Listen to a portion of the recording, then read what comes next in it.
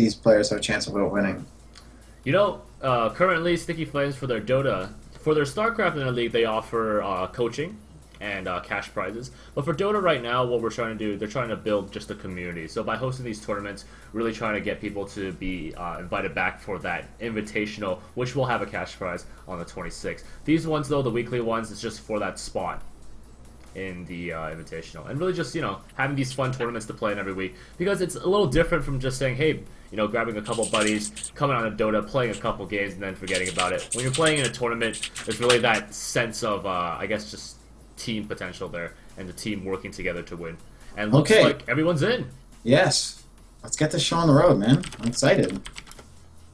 Dun, dun, dun, dun. So guys, if you just joined us right now, this is Sticky Flames Dota 2 tournament number 17. I am ESC Sarmers. Follow me on Twitter at ESC Sarmers. And join with me is... Thomas Schiffer, the Wizard, ESFI, senior journalist. I cover StarCraft 2 and Dota 2. If we had a Dota 2 section, I would be writing for that as well. But just basically a journalist. That's all you got to know about Not me. just a journalist, man. You were on NASL. You were on ASL. I saw that video of you. That was pretty awesome. Yeah, ESFI has been doing a lot of great work, but let's get into gear here, All right. Nick. Like, Enough seen about these guys us. play? Enough about us. You've seen these guys play, right? I have not, but I know one of the guys. Okay. And what are we gonna be seeing here in the draft? Do you think? You know, is there any certain heroes that either of these players favor? I think you're going to be pretty happy. You have stand-in Menkt from hashtag eSports Canada. Shout out to you, buddy. He's very good at Invoker, so you can tell me how good he is. But am I going to be the judge? Exactly. He is. I'm just waiting for the load in. Yeah, wooden computers. That's the thing, man. Those would be really unsafe. You would never actually want a wooden computer. Someone forgot to feed the hamster in their computer, so now it's dead. You know, I would. They just fed it. They just got a new hamster. They replaced him. Yeah, there we go. So here we go, guys. Up to the bans and picks. First ban. First ban. First ban going to East Coast Slayers. Let's see what they're gonna. Bird's Nest. Never mind. We already saw one. The Bird's They've already Nest. banned Magnus. You know. You're falling behind already, Nick. I know. I was looking at the bottom, and wasn't looking at the top. But Magnus ban, right? You know, pretty good ban. Magnus's ulti is just such a huge. He's basically like he's like easy mode Enigma. Yeah, no, definitely. With that Impale, you just charge right in. Like, Impale and a Blink Dagger. You get the Blink Dagger, blink in, reverse polarity, and then Impale the entire team back to your team. And then it's just like a nice compact package. It's like 5 players. 5 like dead players. It's like an instant team wipe. And we can see that a Dark Seer is going to be the ban coming out for East Coast Slayer on the Radiant side. And once again, you know, right now they're basically banning your typical heroes that you would be seeing in the current metagame. Dark Seer is just so strong, you know. His ulti making it 5v10 and then later on. Yeah, no, definitely. So far these guys have shown that they know what the meta is. What the meta is and stuff like that. What the meta is. They've just gone with like really basic bans. I mean, I'm looking forward to seeing what the picks are. Then there's Coddle. There's another very common ban, definitely right now. Keep it light. You know, whenever he's matched with any nuker, you see him usually being used as a support hero to support some sort of heavy farm guy, usually paired up with a Phantom Lancer or whatnot.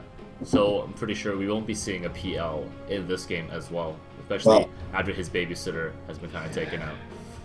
Have you tried to push up into high ground against Coddle? It's worst time ever. He's basically Gandalf. He's basically Gandalf. You shall not pass. You shall not come into our territory. So we've got more stuff going on here. They picked Nixus, or they banned Nixus. I'm sorry. And our first pick for the Bird's Nest is Batrider. Oh, Batrider. Okay, so we have a pretty strong either solo lane here. He could be mid. He could be the hard lane for the Dart. Nyx, man, I don't know. I really like him, but I feel like the Spike Carapace is just so it's so iffy. It's too strong, man. It lasts like max it out. It lasts like 2.75 seconds. It's crazy, and then it's like a stun for everybody who attacks him. So apparently the guy with a deep voice is a bit on the soft side. That would be me, so I need to move my mic just a little closer. Okay, here we go. There's a gyro pick, and this gyro pick is actually kind of common in the European scene. I've picked a few times to counter Phantom Lancer actually. Yeah, I mean the flat cannon allowing him a spread shot. He's a range hero with cleave, and it's great against Phantom Lancer's images. Yeah, definitely. But like you said, there's already been a coddle ban, so I don't know if we're going to be seeing a Phantom Lancer in this game. Whoa! There's a nice pick. That's Broodmother. Why? What do you think, Nick? Broodmother. Usually, doesn't Broodmother have a just like in the terms of the stats of being picked, one of the one of the lowest of being picked in professional or competitive Dota? I wouldn't know. I'm not Statsman Bruno. He would know, but I don't. We need to get Statsman Bruno on the line. Give him a call right now.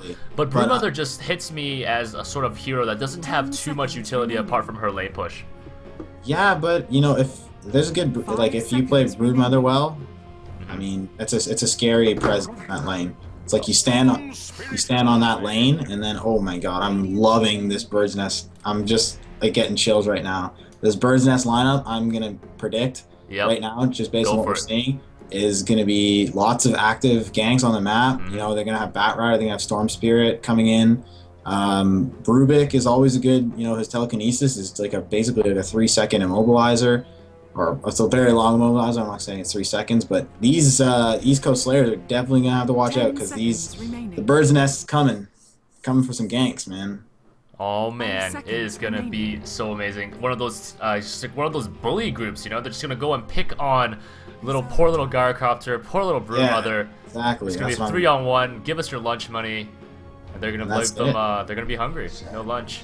Okay, a Sand King pick. Great reaction pick. I think this is a great reaction pick because, you know, Sand King's got that bro strike. He's got a lot of delaying tactics. You know what I mean? For sure. So when these guys come in on them, if these guys react quick enough, if these guys get their TPs up and stuff like that, I definitely think that. Oh man, that reminds me of this game I played, and I was bottom lane. I was playing as Troll Warlord, and you know, everyone came down to bottom lane. They were pushing bottom lane. I was playing as the Radiant, and I was calling out for help. I was like, come on, team, come help me. There are 4 down here. And I was delaying them well, man. I was juking in the forest, running around. But no one came. No one came. They left me. No one came, bro. Oh, man. I felt so bad. It was so sad. Well, go ahead, Nick. Oh, I was gonna say with that Shadow Demon ban, I think it's a great ban, especially what you were saying, how this team is trying to go for this kind of convergence, quick kills, going in, going out. And Shadow Demon really put a wrench in their plan there, being able to disrupt a person, basically take him out of the fight, and it's just a really good support hero that they don't want to be used against them. Yeah, so far I'm really liking the Bird's Nest draft. Whoever's drafting, kudos to you. My hat goes off. They clearly have an idea of what kind of game they're gonna play. So I'm looking. See, this is all leaning up to like they're gonna try and go for these really quick pushes, these really quick ganks. They're gonna try and converge all in one location, push a lane really quickly, and try to get out before the East Coast Slayers can respond. They need to start having some more reaction bans. I feel the East Coast Slayers because so far all their bans have been very traditional, very it's the meta. They're playing against the meta. But I was wondering what the hell that was, and I realized that's the sound Wisp makes when you ban him. It's like this deep bass in my headphones, and I just didn't know what the hell was going on. It's like a sad Wisp sound. Yeah. No one likes Wisps. But like I'm looking at these guys' bans, and they're banning all these all these heroes that can delay pushes, that can delay ganks, all these counter pushers like Prophet and stuff like that. So Bird's Nest is looking pretty strong already in the ban phase in the draft stage of the game. For sure. And there's another reaction pick there. The Quap is a great ganker herself, and I don't think the Bird's Nest wants to, as they already have their mid and Storm Spirit or Bat Rider. I think they don't want to leave. They don't want to push it too much. Exactly. There's other roles that they need to fill. You know. Yeah. They need to fill their carry role. They need to fill if they're going to even have a kind of a tankier role, or a jungler or whatever. They need to fill those roles instead. But yeah, their starting lineup definitely seems very strong here. And finally, we see a ban of the Chaos Knight on East Coast Slayers team. Let's make a prediction. What do you think Bird's Nest is going to pick for their carry? Who do you think their carry? Which carry do you think is really going to gel with this team? I wonder if they're gonna even. They could go two ways. You could either go a carry who's off by himself doing his own thing, while this trio of bullies just goes around and kills everyone on the map, or they could be going with a carry who can really help with their ganks. So you know, what if? Okay, well that's not gonna be the carry, but Clockwork definitely another guy who just pop out of nowhere and come in and ruin your day. A Spectre would be really funny. A Spectre? Yeah. Wow. That's a bold prediction. It'll be funny to use him, just in the sense that Ooh, he could also an pop axe in the door. pick. Very nice. What do you think about that? Axe pick, very strong. I mean, I don't even know where Axe fits into the meta right now. You know what I mean? Like, no idea. I haven't seen him picked very much, and it could be like some pocket strat that these guys are going to be doing. This is some new meta, like new game-breaking strategy these guys have come up with. Maybe. But you know, I was saying Spectre because she could pop in anywhere and really help out the team. 10 seconds. But I really, you know, remaining. she hasn't been that popular either, so I haven't seen her a lot. What 5 do you think? seconds remaining. I'm just going to have to go mute it for a second here. What do you think? What do you think, Wizard? What do you think? Because this is it. This is the final pick. It all comes down to this, coming down to the wire. And I'm sorry about that. I had to deal with something in my house. It's all good now. It's all good. This final pick is gonna have to be their carry. What? What? What? Storm Okay. Spirit. Storm Spirit, #1 carry. I think that's gonna be it. I mean, Storm Spirit can serve. He can snowball pretty quickly. Yeah, definitely. But this is such a momentum-based team now. Yeah. They don't have a backup plan. If straight up, if East Coast Slayers manages to shut down these guys' push, manages to shut down their ganks. Oh yeah, it's gonna be hard times for them. It's like putting a nitrous rocket on your car, and then it's gonna explode on you. You know, that is the first reaction pick that I've seen from East Coast Slayers. Dazzle is definitely going to be able to help them survive those ganks because, well, Shallow Grave is pretty good and heals and whatnot. But Shallow Grave mainly is going to be the main thing. For sure. So we are in the game now, Nick. Yes, we are. Let me turn off the awesome overlays. And so, in the bottom, Prepare as for the Radiant battle. team, we have a homogeneous Calabi playing the Sand King, Ostrava playing the Axe. I can't pronounce that. Daffodil as Dazzle. We have Mutt3196 as our Broodmother. And finally, we have our Gyrocopter, which is going to be played by Jack. What are these people with their numbers in their name? What is this all about? I have no idea. Just call it Jack. Okay, and for our Dire team, who do we have? Well, we got Revolution playing Storm Spirit in the top lane. We got Manked playing Rubik. It looks like he's playing Rubik. Going to be going middle. The Big Bad Bird. Scary name, actually. He's sharking around in the jungle there. He's going to be playing Clockwork. And Enigma is going to be going bot lane too. I thought we were going to see Enigma in the jungle. And then we got, W4 going middle. So maybe Rubik's not going middle. Excellent. Yeah, excellent. Rubik's definitely not going middle. He's just checking the room. Okay. So far, we just see some posturing on the map. Dazzle's put down a ward in the river, it seems. And I wonder if they're going to try and ward this pole camp. It doesn't look like it, because Clockwork doesn't have any wards. No, he does not. He did start off with, you know, pretty difficult items there. But yeah, you're right. No wards, so not going to be warding this pole camp. So might be a little hard for him if they do start stacking those creeps and pulling, especially with that accident jump can take out those creeps so fast. Well, we already have an offensive ward, it seems, by Rubik. He's put down his ward right on the Ancients for the Radiant side. He's just sitting there watching over the invisibility rune. And Clockwork is pulling the creeps out of the lane, actually. So sneaky. What a guy. And really, you know, Clockwork can do that. Such a robust hero in the early game. And here comes Dazzle. Gonna give him a couple right clicks there. Actually doing a lot more damage than I was expecting. Dazzle actually has a very fast attack and animation, so pretty awesome there. But yeah, pulling out and letting those creeps going to get some free hits on the tower. Yeah, I haven't seen this much as a pub player, I guess. But some next level strats, I guess. Pulling the creeps up the tower. Oh man, I am feeling bad for this this Gyrocopter in the middle, already having 7 stacks of that sticky napalm on him, and BNW really going for it. Actually, one more hit, and No actually gets away, popping that magic stick, giving him the extra health that he needed to survive. Yeah, definitely. That was surprising. It's crazy how much damage Batrider can put out in the early game. I mean, did you see that? You only just nuked Gyro down at like level 2. Gyro needs to be a lot more careful here. And once again, here comes the stacks again. Already at 2. Going to do that rocket barrage, trying to get some hits on the Batrider, but to no avail. Just trying to fight back, and I definitely think that even with the magic stick stacks, he's going to be having a really difficult time in this lane. We already have a sentry ward in the top lane. Rubik's already thrown one down there, so Stormspirit's going to have a pretty easy time farming up there. Exactly. No fun for Broodmother after that sentry ward's down. She did drop another web. The webs are very close to each other. Just wants to remain as visible as much as possible. Man, but with Storm Spirit, I mean, it's a really great counter to Broodmother with that static remnant. He can just drop anywhere. She's going to take that damage. Yeah, no, that was a great. I don't know if that was a counter pick to them or what, but that was a great pick in general. Exactly. And Enigma went to the jungle. So far, I'm doing a terrible job at casting because so far I've called everything wrong in that game. You're a caster, not a magician, not a fortune teller. Yeah. Say it how it is. This Enigma is in the jungle. Chick's bringing him some items. Nope. Chick's bringing the bottle to middle. Yep, so now Batrider does have his bottle. He's going to be able to control those a little more, store them a little longer.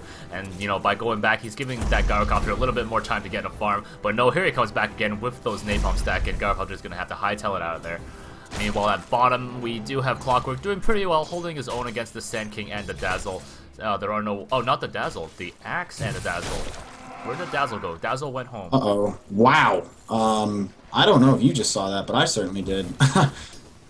Sand King just totally whiffed they could have had a first blood, I think, on Clockwork down there, but Sand King totally whiffed his Burrow Strike and completely missed. How do you...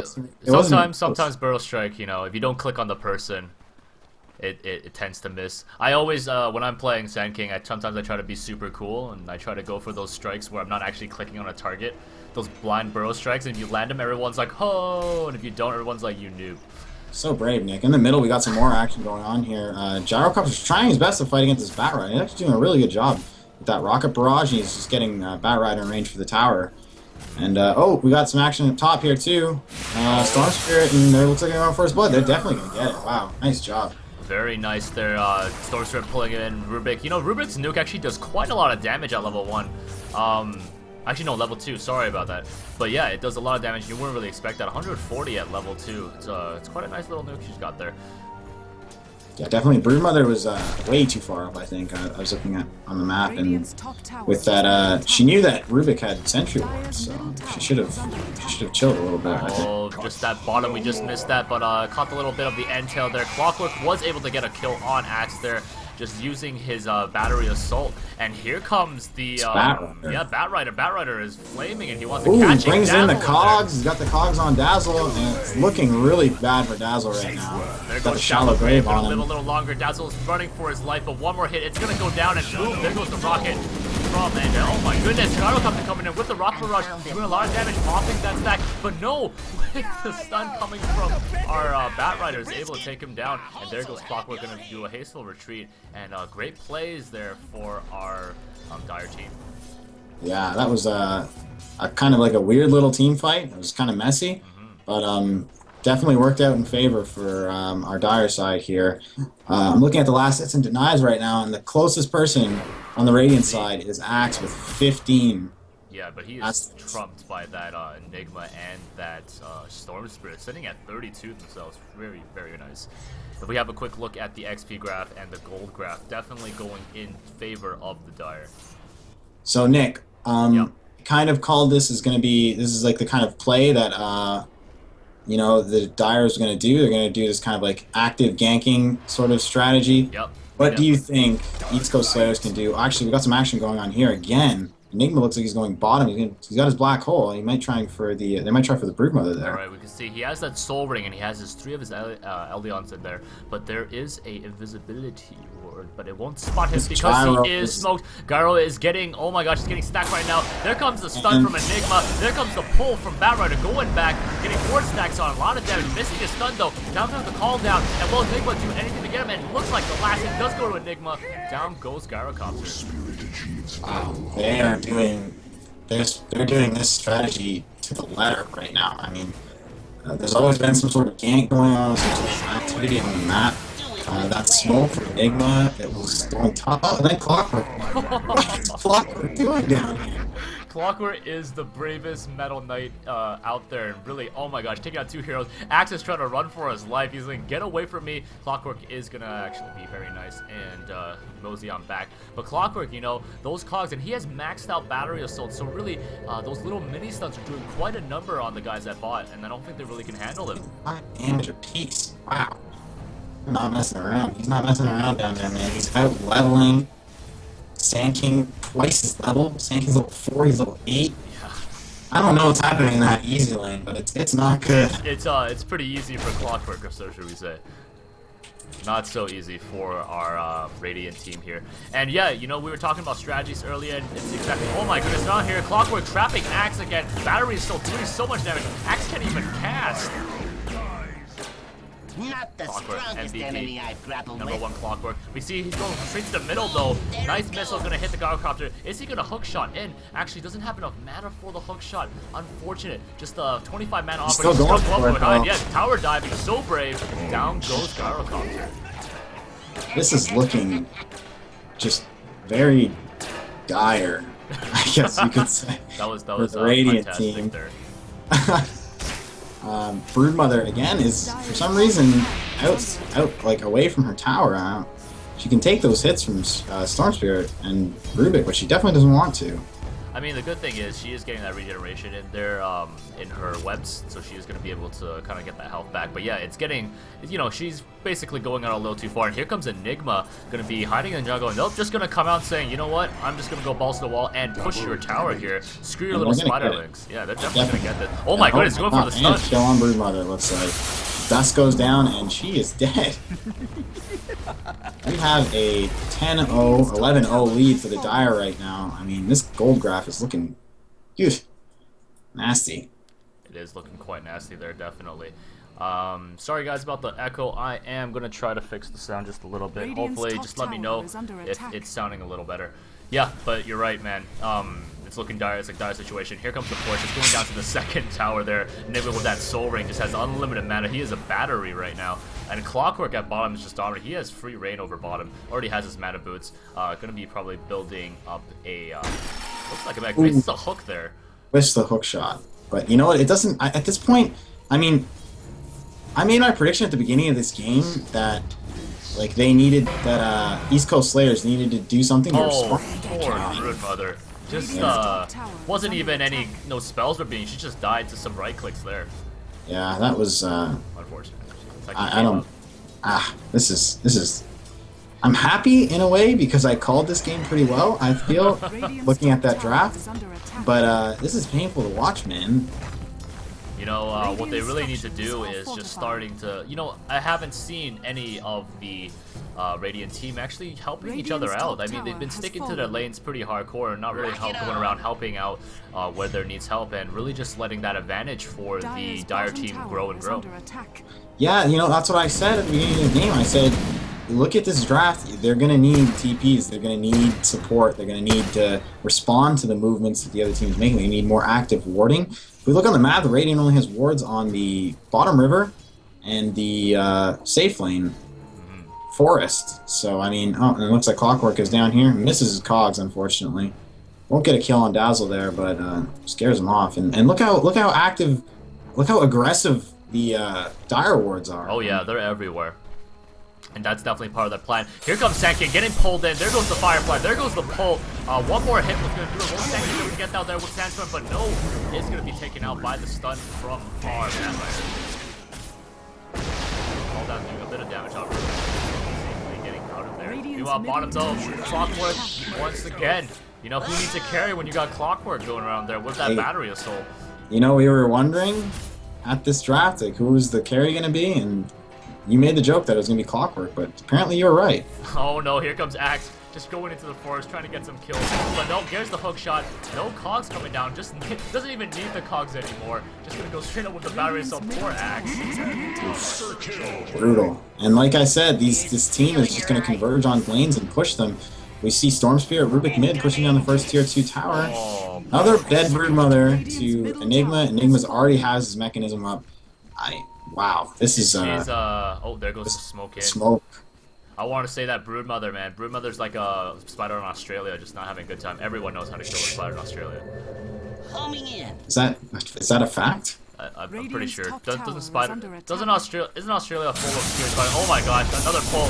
There comes Sand King up on top to get out, but no, it's not going to be enough, and it goes down to the Firefly of our Bat Rider there.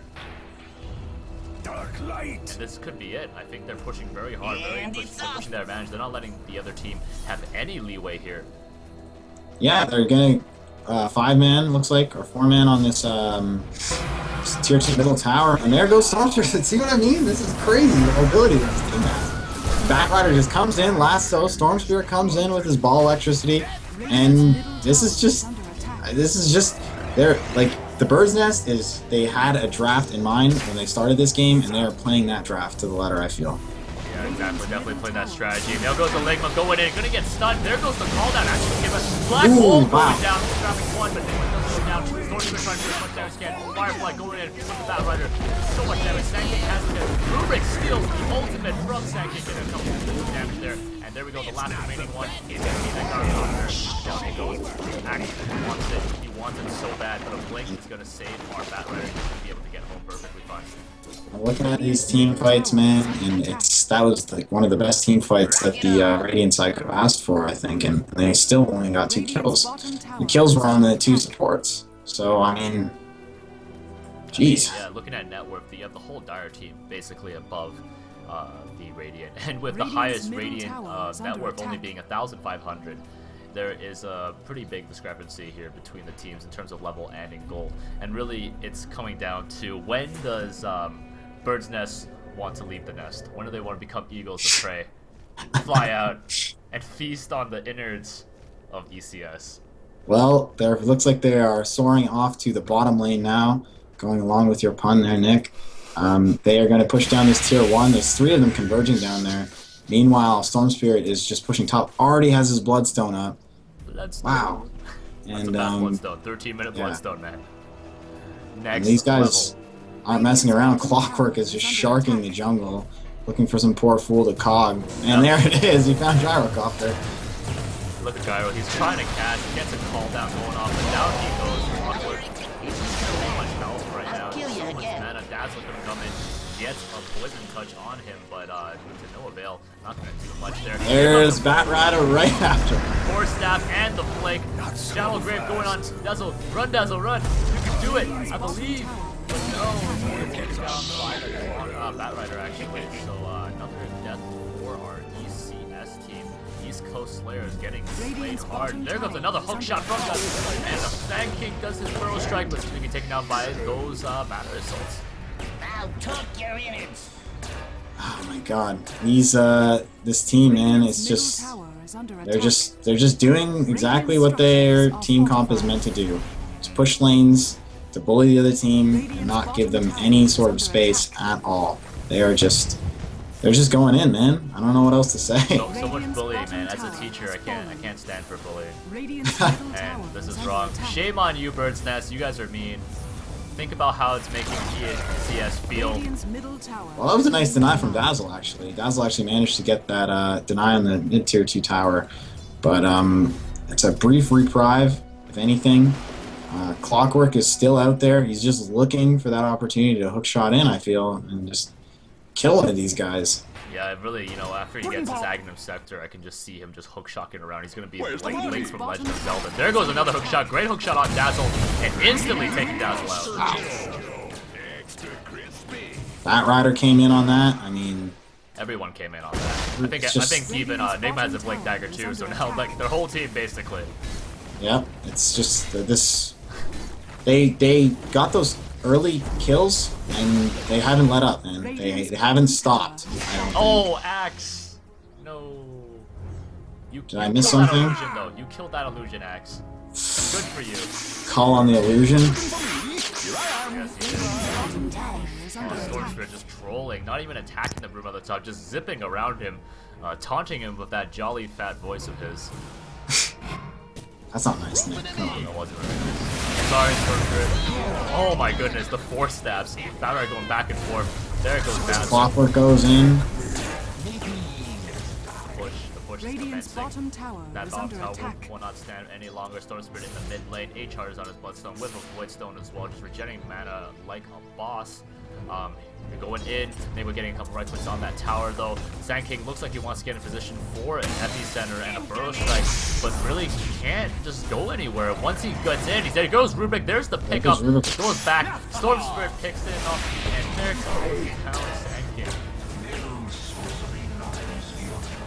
Look at that. This is tier 3, and the racks probably as well. Radiant's bottom tower is under attack. Oh, there's a call down that hits Enigma.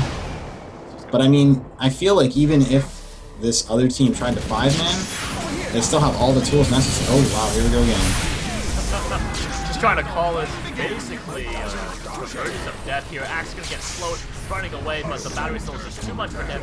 He's gonna go down. All we have is Broom Mother at top, and it looks like she's just given up. Only has boots in her bag. Not even enough for all her feet, and it's just gonna sit in the web that she has spun herself, awaiting certain death as the last tower on the bottom lane goes down, and now the racks are under assault. Yep, they're definitely going to lose these racks, and I feel like, you know, Bird's Nest can just end this at their leisure. It's up to them if they want to keep pushing in for the end, or if they want to go back and farm rapiers on Clockwork or something. There's a Cogs.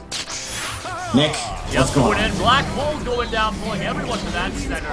No avail. Everyone's gonna die. Axe running for it. And Broom Mother, your team is dying, Broom Mother. What are you doing?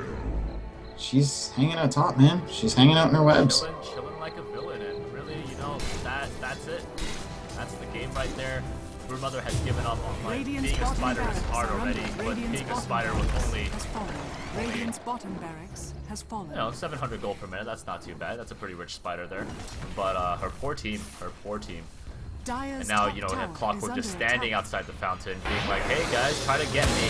There goes a missile from our Gyrocopter. It's going to be chasing out the Clockwork. It looks like it wants to be a moral victory here, trying to just get one more kill for their team, sitting at 2. Clockwork's just going to bait this missile, gets taken out by Enigma. Here goes the call down, actually going to land on everyone. Huge hits there, but it does get stolen by Rubik. Call down goes back on you guys instead. Here comes Broom Mother, turning her Shallow Grave on the Gyrocopter. Enigma inside the Cogs as well. There goes with some damage. Sand King trying to do a damage, but no getting hit by the Cogs. Everyone going down. Sand King goes down. Still not team wiped though. Broom Mother's still alive. She's in that web again. You're trapped.